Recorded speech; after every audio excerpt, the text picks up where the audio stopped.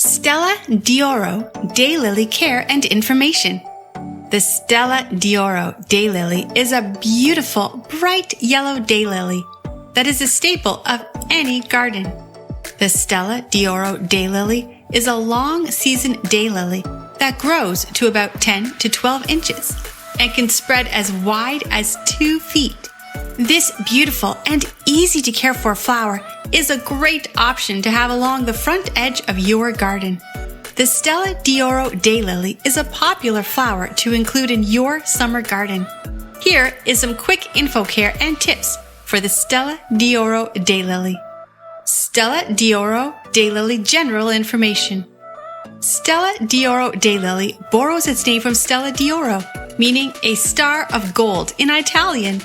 This flowering plant is a perennial that has flowers that typically only last about a day or so, but new flowers bloom regularly, and many gardeners report that Stella De Oro daylilies are in bloom from early to mid-summer, all the way through to the fall.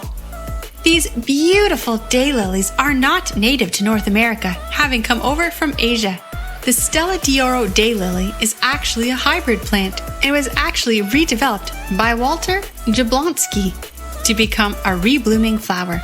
This is what gives the Stella De Oro daylily such a long blooming season. Growing Stella De Oro daylilies. Growing a Stella De Oro daylily is easy so long as they are given the right spot in your garden. These garden daylilies prefer to be in the sun, but can also thrive in shadier areas. If you want the fullest set of Stella De Oro daylilies, then make sure that they are in full sun in order for the plant to reach its full blooming potential. Stella De Oro Daylily Care. You can often find Stella De Oro daylilies along the roadside, in your garden, popping up in fields as wildflowers, or even occasionally outside of a gas station. This speaks to just how easy to care for the Stella De Oro daylily really is. If you want to keep your garden full of fresh and vibrant Stella De Oro daylilies, then you need to practice deadheading. What is deadheading? Deadheading is the practice of removing the stem and flower from spent flowers on the plants.